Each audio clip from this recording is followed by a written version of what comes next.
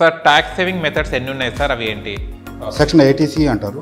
ఈ సెక్షన్ 80Cలో ఏమొస్తుందంటే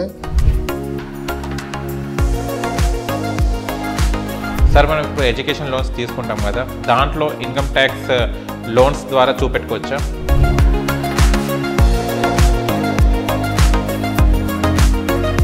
ఈ 5 సోర్సెస్ నుంచి వచ్చిన ఇన్కమ్ని యాడ్ చేసుకొని ఇయర్ ఎండింగ్లో ఇన్కమ్ ట్యాక్స్ రిటర్న్స్ సబ్మిట్ చేస్తారు. సార్ ఎవరైతే పాన్ కార్డ్ హోల్డర్ ఉన్నారో ప్రతి ఒక్కరు వాళ్ళు ఇన్కమ్ ట్యాక్స్ రిటర్న్స్ని ఫైల్ చేసుకోవాలన్నా సార్?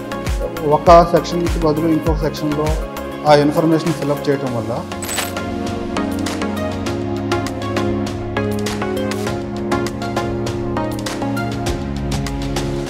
హాయ్ హలో నమస్తే, వెల్కమ్ టు సోషల్ పోస్ట్. నేను మీ యాంకర్ పప్పు. ఈరోజు మనతోని ట్యాక్స్ కన్సల్టెంట్ జేఎస్ మూర్తి గారు మనతోని ఉన్నారు.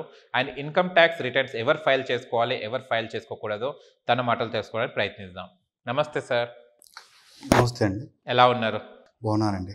ఓకే, చాలామంది పాన్ కార్డ్స్ తీసుకుంటుంటారు. ప్రతి హోల్డర్ ఎవరైతే పాన్ కార్డ్ హోల్డర్ ఉన్నారో ప్రతి ఒక్కరు వాళ్ళు ఇన్కమ్ ట్యాక్స్ రిటర్న్స్ని ఫైల్ చేసుకోవాలన్నా సార్? అవసరం లేదండి. ఎవరికైతే ఇన్కమ్ ఉంటుందో వాళ్ళు మాత్రమే ఫైల్ చేసుకుంటే సరిపోతుంది.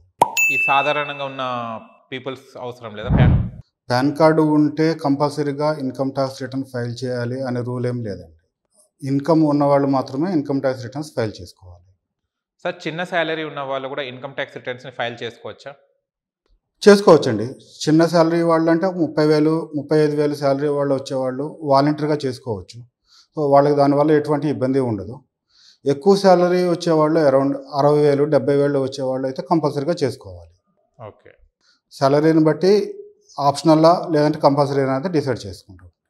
సార్ ఒకవేళ మనం ఇన్కమ్ ట్యాక్స్ అనేది ఒక ఇయర్ స్టార్ట్ చేసామనుకోండి, ఫైల్ చేసుకున్నాం అనుకోండి, అదే కంటిన్యూగా every year up to life ఉన్నంత వరకు ఇన్కమ్ ట్యాక్స్ ఫైలింగ్ చేసుకుంటూనే ఉండాలనా? అట్లా అవసరం లేదండి. ఏ ఇయర్లో ఏ ఫైనాన్షియల్ ఇయర్లో ఇన్కమ్ మనకి జనరేట్ అవుతుందో ఆ ఇయర్లో ఫైల్ చేసుకుంటే రిటర్న్స్ సరిపోతుంది. నెక్స్ట్ ఏ ఫైనాన్షియల్ ఇయర్లో ఇన్కమ్ జనరేట్ చేసుకోలేదో లేదంటే శాలరీ లేదో ఇన్కమ్ లేదో ఆ ఇయర్లో చేసుకోవాల్సిన అవసరం లేదు. లైఫ్ లాంగ్ అట్లా ఏ ఇయర్ ఉంటే ఆ ఇయర్లోనే చేసుకోవాలండి. Only year wise? Year wise. Life long అనేది లైఫ్ లాంగ్ అవసరం లేదు. ఓకే, ఇయర్లీ చూస్తుంటా. ఇయర్లీ ఇన్కమ్ జనరేట్ అయినప్పుడు దానికి సంబంధించిన ఇన్ఫర్మేషన్ డిపార్ట్మెంట్కి రిటర్న్ ఫార్మాట్లో సబ్మిట్ చేస్తాం. సార్ టైప్స్ ఆఫ్ ఇన్కమ్స్ ఎన్ని ఉంటాయి, వాళ్ళు ఫైల్ ఏ రకంగా చేసుకోవాలి ఇన్కమ్ ట్యాక్స్ రిటర్న్స్ని? ఇన్కమ్ సోర్సెస్ లేదంటే టైప్స్ ఆఫ్ ఇన్కమ్స్ 5 రకాలు ఉంటాయండి. ఓకే, ఫస్ట్ థింగ్ ఏంటి అంటే సాలరీ ఇన్కమ్ అంటారు. రెండోది ఇన్కమ్ ఫ్రమ్ హౌస్ ప్రాపర్టీ అంటారు, in the sense rental income అంటారు. మూడోది income from business are profession. నాలుగోది ఇన్కమ్ ఫ్రమ్ క్యాపిటల్ గెయిన్స్. ఐదోది ఇన్కమ్ ఫ్రమ్ అదర్ సోర్సెస్. ఈ 5 సోర్సెస్ నుంచి వచ్చిన ఇన్కమ్ని యాడ్ చేసుకొని ఇయర్ ఎండింగ్లో ఇన్కమ్ ట్యాక్స్ రిటర్న్స్ సబ్మిట్ చేస్తామండి. అన్నిటిని కలుపుకొనే ఇన్కమ్ ట్యాక్స్ రిటర్న్స్ సబ్మిట్ చేయడం జరుగుతుంది. ఓకే, ప్రతి ఇయర్ చేయాలి ఇది? అవునండి. మంత్లీ వైజ్ ఉండదు? ఉండదండి, ఇయర్ వైజ్గా ఉంటుంది. ఇయర్ వైజ్గా ఉంటుంది. ఒకవేళ ఈ ఇయర్ మనం మంచి శాలరీ సంపాదించాము, అప్పుడు ఇయర్ అయితే కట్టాల్సి ఉంటుంది. నెక్స్ట్ ఇయర్ ఒకవేళ శాలరీ డౌన్ అయితే మళ్ళీ ఇన్కమ్ ట్యాక్స్ రిటర్న్స్ ఉండదా సార్?